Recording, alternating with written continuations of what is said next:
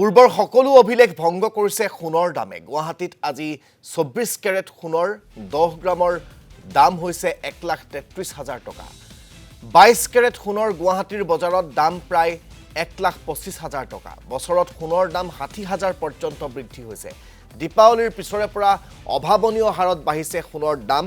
মাৰ্কিন ডলাৰৰ সৈতে টকাৰ মূল্যৰ তাৰতম্য আৰু আমদানি শুল্কৰ বৃদ্ধিৰ বাবেই ভাৰতত প্ৰভাৱিত হৈছে সোণৰ দাম। বিয়াৰ বজাৰত অস্বাভাৱিক হাৰত সোণৰ দাম বৃদ্ধিয়ে সমস্যাত পেলাইছে সৰ্বসাধাৰণক। আমি এই গোটেই বিষয়টো সন্দৰ্ভত পোনপটীয়াকৈ জানিবৰ বাবে যিসকল বিক্ৰেতা তেওঁলোকৰ পৰা মন্তব্য ল'বৰ বাবে আমি এই মুহূৰ্তত আপোনালোকক সীমান্ত চৌধুৰীৰ কাষলৈ লৈ গৈছোঁ। আমাৰ নামনি অসমৰ ব্যুৰো চিফগৰাকী বঙাইগাঁৱৰ পৰা আমাৰ সৈতে সংযুক্ত হৈছে।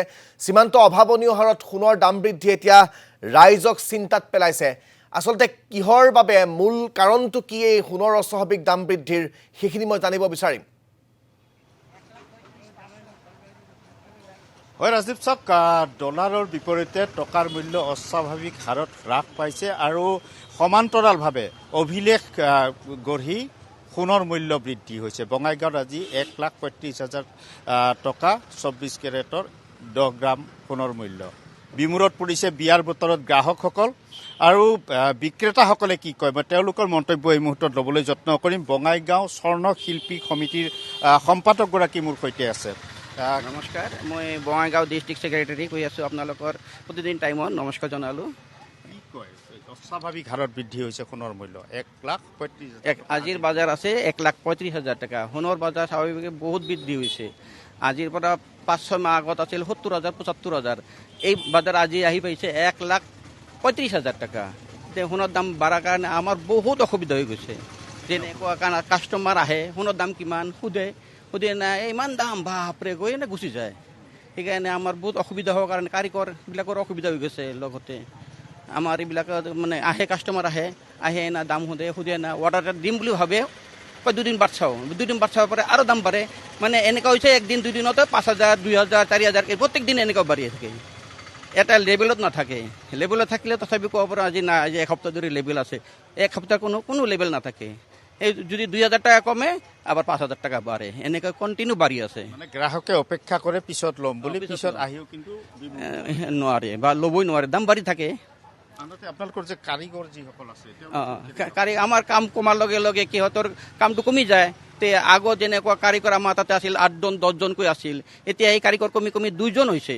তেনেহ'লে 8জন কাৰিকৰৰ পৰা 2জন থাকিলে 6জন কমি গ'ল। এই 6জন কাৰিকৰ য়ং জেনেৰেশ্যনবিলাকতো কিবা কিবি কৰি চলি থাকে।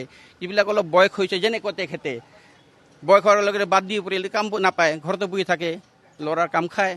এনেকৈ কাম কৰিছিলোঁ আপোনাৰ 40 বছৰ।